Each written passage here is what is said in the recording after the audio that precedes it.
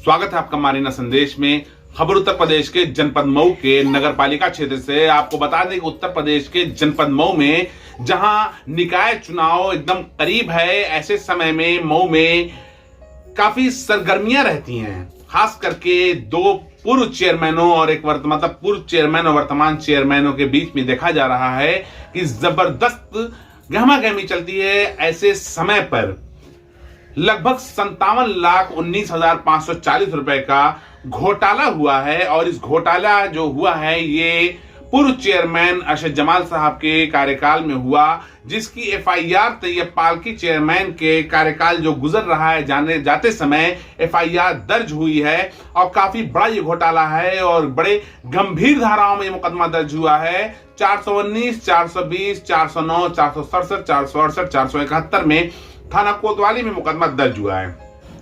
जो मुकदमा दर्ज हुआ है, दिलीप सिंह उर्फ दीपू सिंह जो ठेकेदार थे, सिंह कंस्ट्रक्शन के मालिक थे, इनके विरुद्ध मुकदमा दर्ज हुआ है। इनके ऊपर आरोप ये है कि ईपीएफ अमाउंट जो होता है, कर्मचारी भविष्य निधि जो होती है, उस निधि को इन्होंने गबन कर लिया है, नगर पालिका से भुगतान प्राप्त कर लिया, परंतु कर्मचारियों के खाते में भुगतान नहीं हुआ है। ये काफी बड़ा समाचार है और ये काफी बड़ा घोटाला है जो वर्षों बाद ऐसा सुनने को मिल रहा है जो नगर पालिका में हुआ। और यहां तक कि वर्तमान चेयरमैन तैयब पालकी जी द्वारा यह भी बताया गया कि ये घोटाला जो हुआ है, इसमें जो पैसे का गबन हुआ है, कई बार दिलीप सिंह और दीपू सिंह को अवसर दिया गया कि इस पैसों को जमा करके कार्रवाई से बच सकते हैं, लेकिन उनके द्वारा प्राप्त अवसर का दुरुपयोग किया गया, पैसा नहीं जमा किया गया और मेन इलेक्शन के समय में एफआईआर दर्ज हो जाना एक बड़ा महत्वपूर्ण ये सवाल है। कहीं ये पॉलिटिकल खेल नहीं है, और अगर पॉलिटिकल खेल नहीं है तो पहले क्यों नहीं हुई, और पहले अगर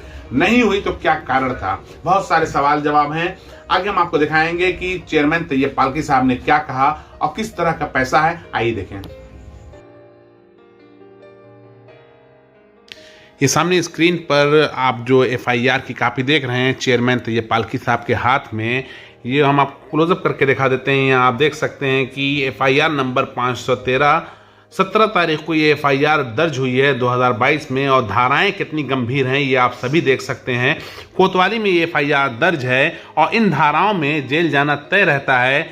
देखना यह है कि इस एफआईआर के बाद क्या नतीजा निकलता है और कब गरीब मजदूरों का पैसा उनके खाते में वापस जाता है। ये मामला 2017-18 का प्रकरण है और तत्कालीन चेयरमैन शाहिना अरशद जमाल के पीरियड का मामला है।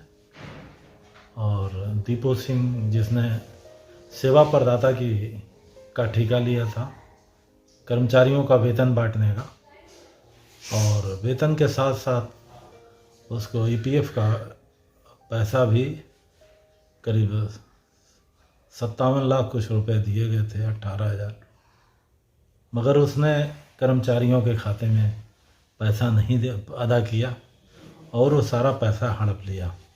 और नगर पालिका को जब कर्मचारियों ने इसके बारे में काफ़ी धरना प्रदर्शन किया, उसकी जब जांच की गई, कर्मचारियों का ये था कि 17-18 का पैसा हमारे खाते में नहीं आया है।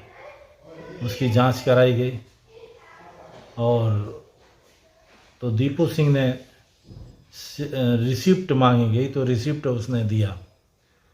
रिसिप्ट का सत्यापन कराया गया, सत्यापन बनारस में फर्जी पाया गया और उसके बाद कार्रवाई चालू हुई। बहुत प्रयास किया, वार्ता की गई कि पैसा जमा कर दो, मगर वो नीयत उसकी सही नहीं थी। और उसके बाद उसको नोटिस दी गई कि पैसा कर्मचारियों का तुमने सेवा प्रदाता में जो कर्मचारियों का पैसा दिया गया है उसके साथ ईपीएफ का भी पैसा आपको दिया गया है, वो जमा कर दे। मगर वो जमा करने से को तैयार नहीं हुआ और उसने हमें मौखिक बताया कि हम ऑफिस में ले आके नगद जमा करते थे। तो मैंने कहा रसीद दे दीजिए, तो बाद में उसने कहा कि रसीद हमको नहीं देते थे वो, मतलब इस तरह की उटपटांग बातें हैं। और फिर उसने वहाँ पर कार्यालय में एक हियरिंग हुई, हियरिंग में उसका निर्णय हुआ और उसके बाद FIR की कार्यवाही शुरू हुई। ये FIR दर्ज हो गई है? FIR दर्ज हो गई है। किन धाराओं में और कहाँ पर दर्ज हुई है? ये हमारा कोतवाली क्षेत्र में थाने में दर्ज हुई है। धारा 419, 420, 467, 468, 471 और 409 धारा में FIR नंबर 513/22 है। और ये हमारे सफाई निरीक्षक, खाद्य निरीक्षक जो है, इनके द्वारा ये तहरीर दी गई। वो सफाई विभाग देखते हैं उन्हीं से। अच्छा, इसमें जो पैसा जो उनको पास, दीपू सिंह जिनको आप नाम बता रहे हैं, उनके पास जो पैसा गया वो नगर पालिका के अकाउंट से गया है?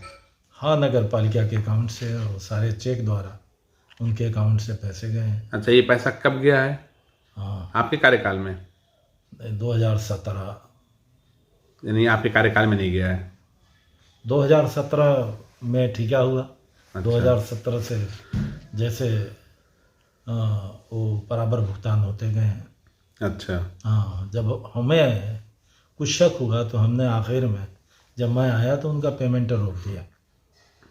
तो आखिर के कुछ पेमेंट बच गए। PF के हमने पेमेंट रोक दिया था। जी जी तो अतिरिक्त और पैसा जा सकता था। जी। अच्छा, इसके लिए जिम्मेदार कौन है? जो इतना बड़ा घोटाला हुआ है, इसका जिम्मेदार किसको माना जाए? अब ये तो जांच का विषय है। जांच, जो दोषी हैं, पुलिस इसकी इन्वेस्टिगेशन कर रही है। नगर पालिका भी अपने स्तर से इस पे एस्टिमेशन करेगी कि किन अधिकारियों की लापरवाही की वजह से ये हुआ है। तो विभागीय कार्रवाई भी इसमें जरूर कार्रवाई की जाएगी। अच्छा, इसमें पालिका चेयरमैन की क्या भूमिका थी? आपने क्या किया या पूर्व चेयरमैन ने क्या किया? नहीं, हम किसी पे इल्ज़ाम नहीं लगाना चाहते, मगर ये शाहिना अरशद जमाल के पीरियड का मामला है। और ये इतना बता दें कि दीपू सिंह अरशद जमाल के बड़े करीबियों में से हैं। और अकाउंटेंट से जो भी दबाव बना करके इनका पेमेंट कराया गया। और हमें जहाँ तक जानकारी है कि रिसीप्ट न देते हुए फिर भी इनका पेमेंट कराया गया है। आपके कार्यकाल में कोई ऐसा घोटाला? हमारे पीरियड में कोई इस तरह का घोटाला नहीं। अगर होगा तो बतावें, मैं उसकी जांच करा के विभागीय कार्रवाई कराऊंगा। सामने इलेक्शन है, कुछ कहना चाहेंगे? जहां सबकी इलेक्शन की सरगर्मियां काफ़ी तेज़ देखी जा रही है, हर आदमी बोल रहा है हमने अपना चुनाव खड़ा कर लिया, तो आपकी क्या पोजीशन है? हम तो देखिए सिटिंग चेयरमैन हैं और हमेशा हमने ज़्यादा मतों से जीता हूँ। पहला चेयरमैनी का 58,000 से जीता था। 58,000 वोट पा करके कामयाबी हासिल की थी। और हमने दूसरा चेयरमैन 2017 में 55,000 से अधिक वोटों से पा करके, उसी में मेरे मुकाबले का उम्मीदवार जनाब अरशद जमाल साहब सिर्फ 29,000 वोट पा करके सिमट गए थे।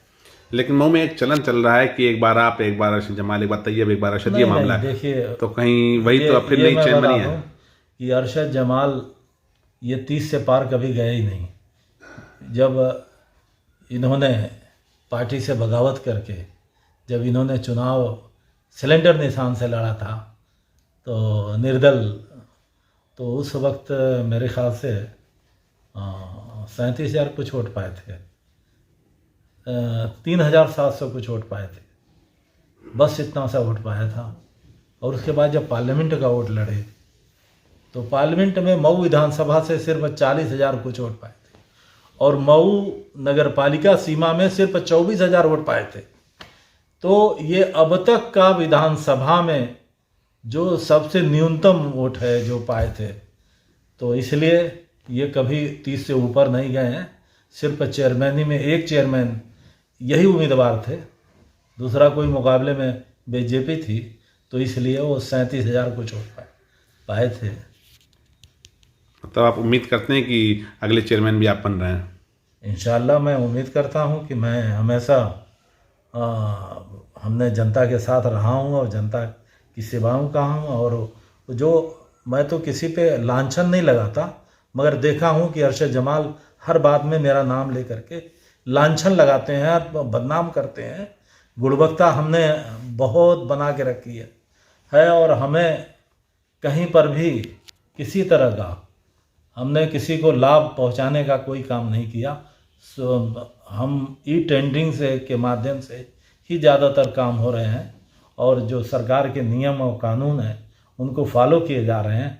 टेंडर का बांटने का प्रचलन हमारे यहाँ नहीं है और जो सारे नियम हैं उसी नियम से हुए हैं और मैं गुणवत्ता से हुए हैं, अच्छे काम हुए हैं और मैं दावे से कह सकता हूँ कि अनगिनत काम ऐसे हैं जो मैं गिना सकता हूँ कि शहर के विकास का एक श्रृंखला बनी हुई है और कोई भी शहर मऊ में आकर के बिना प्रभावित हुए नहीं रह सकता कि मऊ शहर वाकई वो शहर नहीं जो बहुत अब विकसित शहर है और शानदार शहर है और लोग मऊ देख करके लोग ये करते हैं कि मऊ में अपना मकान बनाना चाहते हैं।